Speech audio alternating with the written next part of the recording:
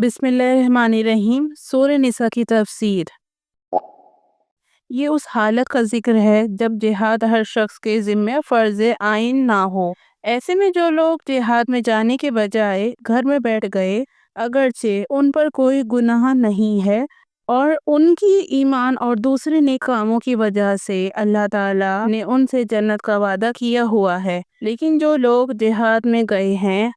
उनका दर्जा घर बैठने वालों से बहुत ज़्यादा है। अलबत्ता जहाँ जिहाद फ़र्ज़ आइन हो जाए, यानी जब मुसलमानों का अमीर तमाम मुसलमानों को जिहाद का हुक्म दे दे, या जब कोई दुश्मन मुसलमानों पर चढ़ आए, तो फिर घर बैठना हराम है। अपनी जान पर जुल्म करना कुरान करीम की एक इस्तिलाह है, जिसका मतलब किसी गुनाह का इर्तिकाब करना होता है, क्योंकि गुनाह करके इंसान अपनी जान ही को नुकसान पहुंचाता है। आयत नंबर 97 में अपनी जानों पर जुल्म करने वालों से मुराद वो लोग हैं जिन्होंने कुदरत के बावजूद मक्का मुकरमा से मदीना मुनव्वरा की तरफ हिजरत नहीं की थी। जब मुसलमानों के लिए हिजरत का हुक्म आ गया था, तो मक्का में रहने वाले हर मुसलमान पर शरन फर्ज था कि वो मदीना मुनव्वरा की तरफ हिजरत करे, बल्कि उसको ईमान का लाजिमी तकाजा करार दिया गया था। और अगर कोई शख्स कुदरत के बावजूद हिजरत ना करता, तो उसे मुसलमान करार नहीं दिया जाता था। इस आयत में ऐसे ही बाज़ लोगों का जिक्र है कि जब फरिश्ते उनके पास उनकी रूह कब्ज़ करने आए, तो उनके साथ क्या मुकालमा हुआ। चूँकि ये लोग हिजरत के हुक्म की नाफरमानी करने की वजह से मुसलमान नहीं रहे थे, इसलिए उनके बारे में दोज़खी होने का ऐलान किया गया है। अलबत्ता जो लोग किसी मजबूरी की बिना पर हिजरत से कासिर रहे थे, उनका इस्तिस्ना भी कर दिया गया है कि माजूरी की वजह से वो काबिल माफ़ी हैं। अल्लाह ताला ने सफ़र की हालत में ज़ुहर, असर और इशा की नमाज आदी कर दी है। उसे कसर कहा जाता है। आम सफ़रों में कसर हर हालत में वाजिब है, चाहे दुश्मन का खौफ हो या ना हो। लेकिन यहाँ एक ख़ास किस्म की कसर का जिक्र मकसूद है, जो दुश्मन के मुकाबले के वक्त ही हो सकता है। इसमें ये छूट भी होती है कि मुसलमानों का लश्कर दो हिस्सों में तकसीम होकर एक ही इमाम के पीछे बारी बारी एक एक रकात पढ़े और दूसरी रकात बाद में तन्हा पूरी करे, जिसका तरीका अगली आयत में बयान किया गया है। चूँकि ये ख़ास किस्म का कसर है जिसे सलातुल खौफ कहते हैं, दुश्मन के मुकाबले की हालत ही में हो सकता है, इसलिए यहाँ कसर के साथ ये शर्त लगाई गई है कि अगर तुम्हें इस बात का खौफ हो कि काफिर लोग तुम्हें परेशान करेंगे। हुज़ूर सल्लल्लाहु अलैहि वसल्लम ने ग़ज़वाए ज़ात उल रक़ा के मौके पर सलातुल खौफ पढ़ी है। इसका मुफस्सल तरीका अहादीस और फ़िक़्ह की किताबों में मौजूद है। यानी सफ़र या खौफ की हालत में नमाज में तो कसर हो सकता है, लेकिन अल्लाह का जिक्र हर हालत में जारी रहना चाहिए, क्योंकि उसका ना कोई ख़ास वक्त मुकर्रर है, ना कोई ख़ास हैयत। वो खड़े बैठे लेटे हर हालत में हो सकता है। जंग की इख्तिताम पर लोग थके हुए होते हैं और उस वक्त दुश्मन का ताक़ुब भारी मालूम होता है, लेकिन अगर जंगी मसलहत हो और अमीर हुक्म दे, तो ताक़ुब वाजिब है। ऐसे में ये सोचने की तरकीब दी गई है कि जिस तरह हम थके हुए हैं, दुश्मन भी तो थका हुआ है, और मुसलमानों को अल्लाह ताला की तरफ से मदद और सवाब की जो उम्मीद है, वो दुश्मन को हासिल नहीं है। ये आयतें गर्चे आम हिदायतों पर मुश्तमिल हैं, मगर एक ख़ास वाक़ये में नाजिल हुई हैं। ख़ानदान बनु उबैरक के एक शख्स बिश्र ने, जो ज़ाहिरी तौर पर मुसलमान था, एक सहाबी हज़रत रफ़ाह रज़ी अल्लाहु अन्हु के घर में नकाब लगाकर कुछ गल्ला और कुछ हथियार चुरा लिए,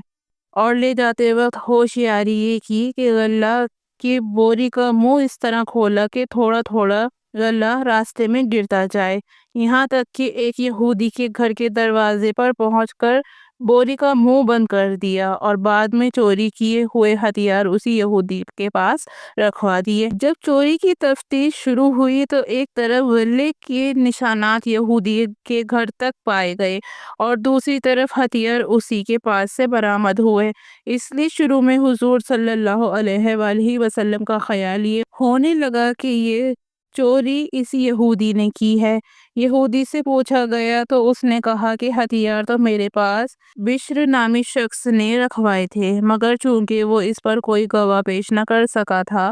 اس لیے اب صلی اللہ علیہ وآلہ وسلم کا رجحان اس طرف ہونے لگا کہ وہ جان بچانے کے لیے بشر کا نام لے رہا ہے۔ دوسری طرف بشر کے خاندان بنو عبیرق کے لوگ بھی بشر کی وکالت کرتے ہوئے اس بات پر زور لگا رہے تھے کہ سزا بشر کی بجائے یہودی کو دی جائے۔ ابھی یہ معاملہ چل ہی رہا تھا کہ یہ آیت کریمہ نازل ہو گئی اور ان کے ذریعے بشر کی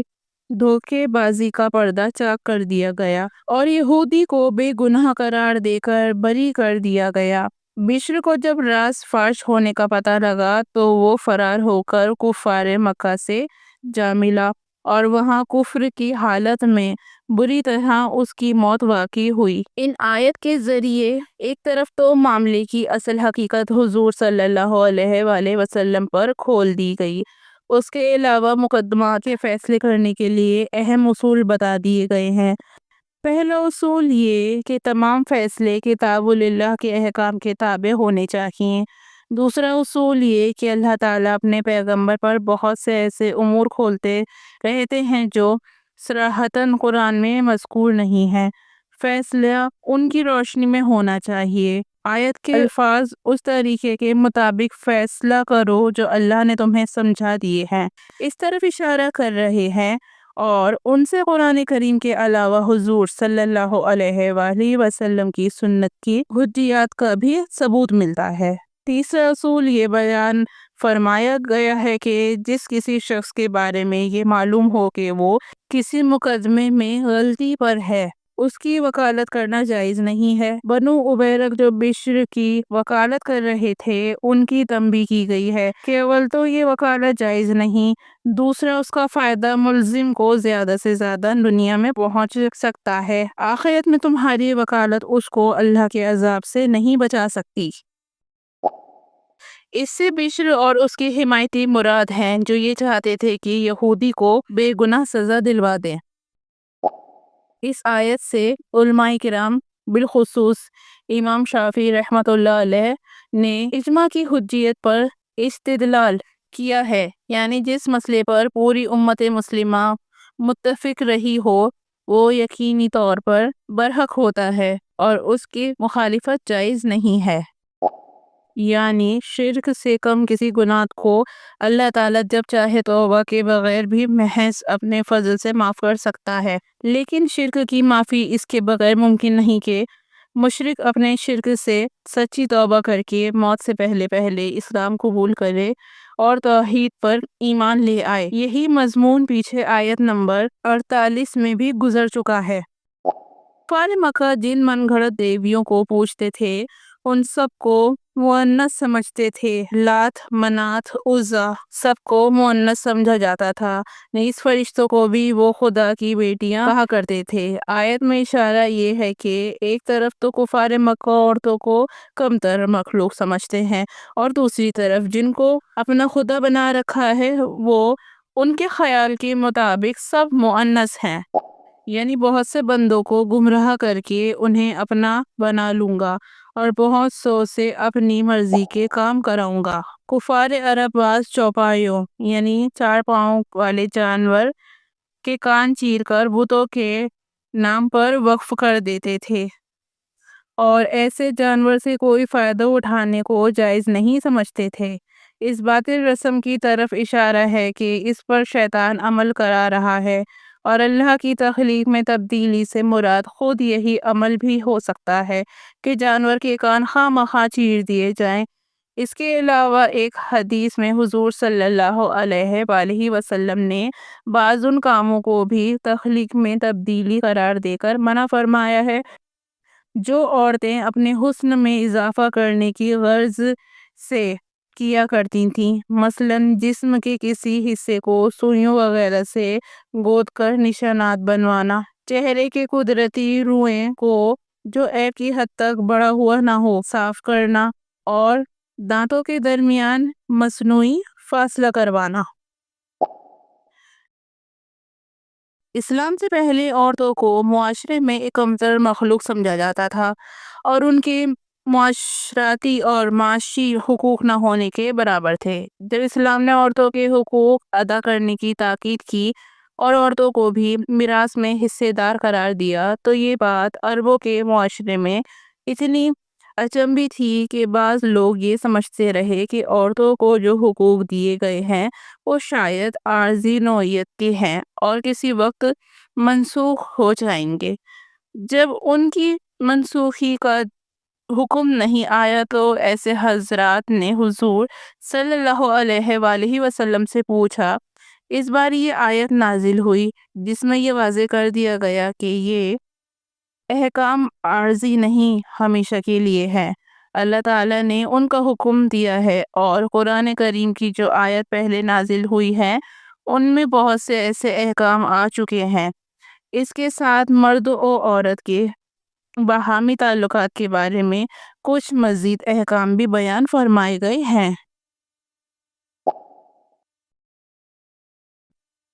یہ اس ہدایت کی طرف اشارہ ہے جو سورہ نساء کی آیت نمبر 3 میں گزری ہے۔ صحیح بخاری کی ایک حدیث میں حضرت عائشہ رضی اللہ عنہا نے اس ہدایت کا پاس منظر یہ بتایا ہے کہ بعض اوقات ایک یتیم لڑکی اپنے چچا کے بیٹے کی سرپرستی میں ہوتی تھی۔ وہ خوبصورت بھی ہوتی اور اس کے باپ کا چھوڑا ہوا مال بھی اچھا خاصا ہوتا تھا۔ اس صورت میں اس کا چچا ذات یہ چاہتا تھا کہ اس کے بالغ ہونے پر وہ خود اس سے نکاح کر لے تاکہ اس کا مال اسی کے تصرف میں رہے، لیکن نکاح میں وہ اس کو اتنا مہر نہیں دیتا تھا جتنا اس جیسی لڑکی کو دینا چاہیے۔ دوسری طرف اگر لڑکی زیادہ خوبصورت نہ ہوتی تو اس کے مال کی لالچ میں اس سے نکاح تو کر لیتا تھا، لیکن نہ صرف یہ کہ اس کا مہر کم رکھتا تھا بلکہ اس کے ساتھ ایک محبوب بیوی جیسا سلوک بھی نہیں کرتا تھا۔ بعض اوقات کسی شوہر کا اپنی بیوی سے دل نہیں ملتا اور وہ اس سے بے رخی اختیار کر کے اسے طلاق دینا چاہتا ہے۔ اس صورت میں اگر بیوی طلاق پر راضی نہ ہو تو وہ اپنے بعض حقوق سے دستبردار ہو کر شوہر سے صلح کر سکتی ہے، یعنی یہ کہہ سکتی ہے کہ میں اپنے فلاں حق کا مطالبہ نہیں کروں گی مگر مجھے اپنے نکاح میں رہنے دو۔ ایسی صورت میں شوہر کو یہ ہدایت دی گئی ہے کہ وہ صلح پر آمادہ ہو جائے اور طلاق پر اصرار نہ کرے، کیونکہ مصالحت کا رویہ ہی بہتر ہے۔ نیز اگلے جملے میں احسان کی نصیحت فرما کر شوہر کو اس بات کی ترغیب دی گئی ہے کہ وہ دل نہ ملنے کے باوجود بیوی سے نباہ کرنے کی کوشش کرے اور اللہ سے ڈرتے ہوئے اس کے حقوق ادا کرتا رہے، تو اس کے لیے دنیا اور آخرت دونوں کی بہتری کا ذریعہ ہوگا۔ مطلب بظاہر یہ ہے کہ ہر انسان کی طبیعت میں دنیاوی فائدوں کا کچھ نہ کچھ لالچ ہوتا ہے، اس لیے اگر عورت اپنے کچھ دنیاوی مفادات چھوڑ رہی ہے تو شوہر کو یہ سوچنا چاہیے کہ اسے طلاق کی صورت میں کوئی سخت تکلیف پیش آنے کا اندیشہ ہے، اسی لیے وہ اپنے یہ مفادات چھوڑنے پر آمادہ ہوئی ہے۔ ایسی صورت میں صلح کر لینا بہتر ہے۔ دوسری طرف بیوی کو یہ سوچنا چاہیے کہ شوہر نے کچھ دنیاوی فائدوں کے لیے نکاح کیا تھا جو اس کو میری زوجیت میں حاصل نہیں ہو رہی ہے، لہٰذا وہ میری جگہ کسی اور سے نکاح کر کے وہ فائدہ حاصل کرنا چاہتا ہے۔ اب میں اپنے بعض حقوق سے دستبردار ہو کر اسے کچھ دوسرے فوائد مہیا کر دوں تو وہ اس ارادے سے باز آ سکتا ہے۔ یعنی یہ بات انسان کے اختیار سے باہر ہے کہ وہ قلبی محبت اور لگاؤ میں بیویوں کے درمیان پوری برابری کرے، کیونکہ دل کا جھکاؤ انسان کے بس میں نہیں ہوتا۔ لہٰذا اگر ایک بیوی سے دلی محبت دوسری کے مقابلے میں زیادہ ہو تو اس پر اللہ تعالیٰ کی طرف سے پکڑ نہیں ہے، البتہ اعمالی سلوک میں برابری کرنا ضروری ہے، یعنی جتنی راتیں ایک کے پاس گزاری اتنی ہی دوسری کے پاس گزاری، جتنا خرچ ایک کو دے اتنا ہی دوسری کو دے، نیز ظاہری توجہ میں بھی ایسا نہ کرے جس سے کسی بیوی کی دل شکنی ہو اور وہ یہ محسوس کرنے لگے کہ وہ بیچ میں لٹکی ہوئی ہے۔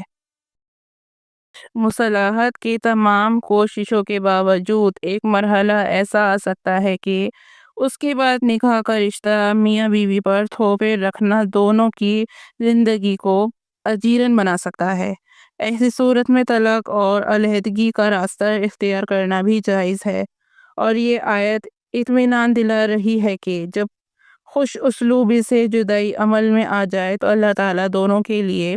ایسے راستے پیدا کر دیتا ہے کہ دونوں ایک دوسرے کی ضرورت سے بے نیاز ہو جاتے ہیں۔ یہ جملہ کہ آسمانوں اور زمین میں جو کچھ ہے اللہ ہی کا ہے، ان آیتوں میں 3 بار دہرایا گیا ہے۔ پہلی مرتبہ اس کا مقصد میاں بیوی کو یہ اطمینان دلانا ہے کہ اللہ کی رحمت کے خزانے بڑے وسیع ہیں، وہ دونوں کے لیے کوئی مناسب ذریعہ پیدا کر سکتا ہے۔ دوسری جگہ اللہ تعالیٰ کی بے نیازی بیان کرنا مقصود ہے کہ کسی کے کفر سے اس کا کوئی نقصان نہیں ہے، کیونکہ ساری کائنات اس کے تابع فرمان ہے، اسے کسی کی حاجت نہیں ہے۔ اور تیسری جگہ اللہ تعالیٰ کی رحمت اور کارسازی کا بیان ہے کہ اگر تم تقوی اور اطاعت کا راستہ اختیار کرو تو وہ تمہارے سارے کام بنا دے گا۔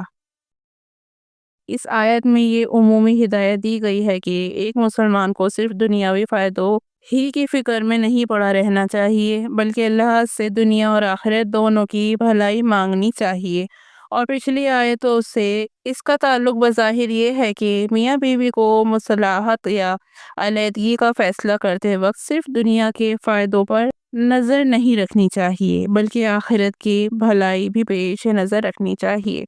لہٰذا اگر مرد یا عورت اپنے کچھ دنیاوی مفادات کی قربانی دے کر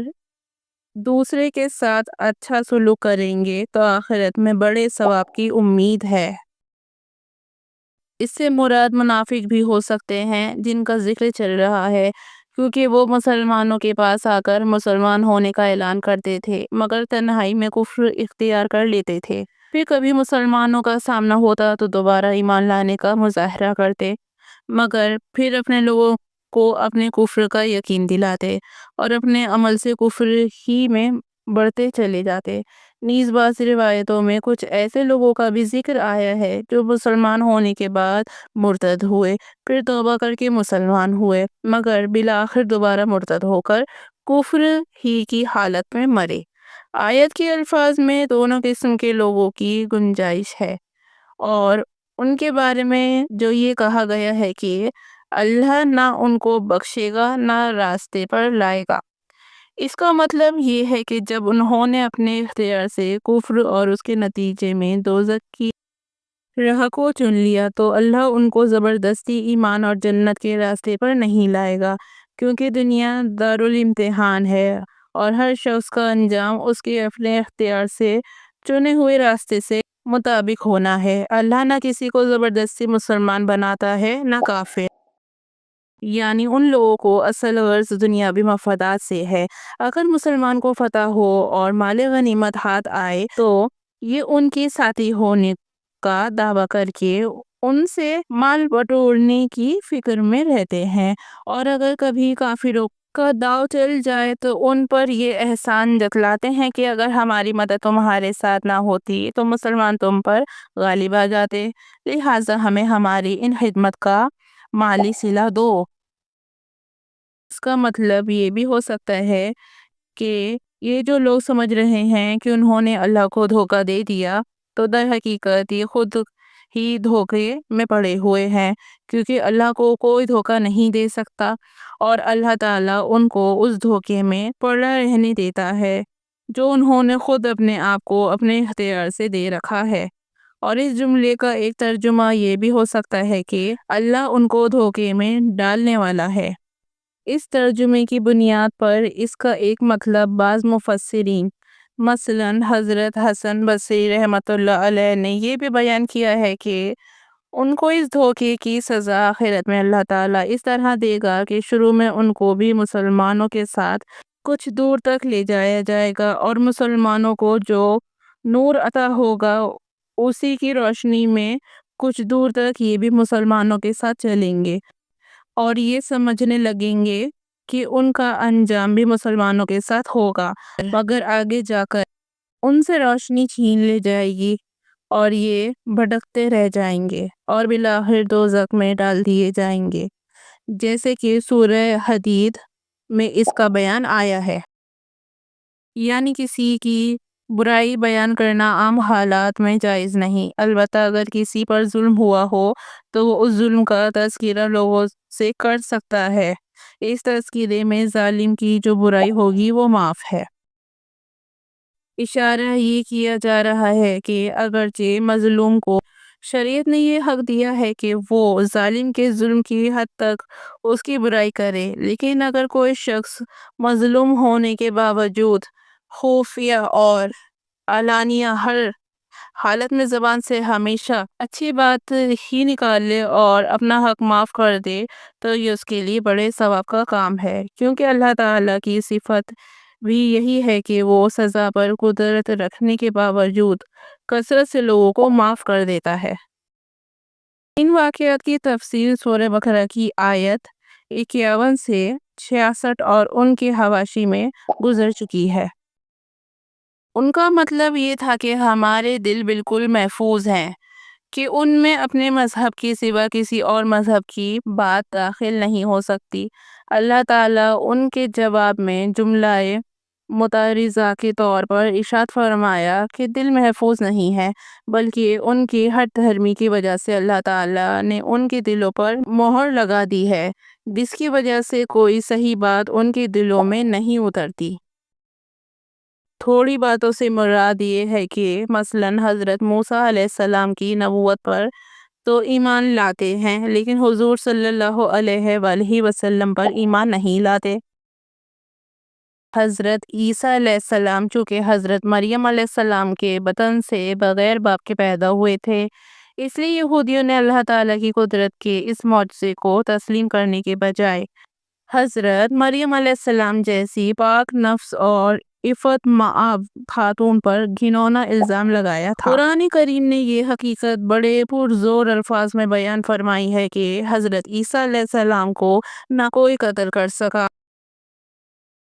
اور نہ انہیں سولی پر چڑھا دیا، اور حضرت عیسیٰ علیہ السلام کو اللہ تعالیٰ نے اوپر اٹھا لیا۔ قرآن کریم نے اس حقیقت کو واضح کرنے پر اکتفا فرمایا ہے اور اس واقعے کی تفصیل بیان نہیں فرمائی۔ بعض روایتوں سے معلوم ہوتا ہے کہ جب آپ علیہ السلام کا محاصرہ کیا گیا تو آپ علیہ السلام کے مقدس ساتھیوں میں سے ایک نے یہ قربانی دی کہ خود باہر نکلے اور اللہ تعالیٰ نے ان کی صورت حضرت عیسیٰ علیہ السلام جیسی بنا دی۔ دشمنوں نے ان کو حضرت عیسیٰ علیہ السلام سمجھ کر سولی پر لٹکا دیا اور اللہ تعالیٰ نے حضرت عیسیٰ علیہ السلام کو اوپر اٹھا لیا۔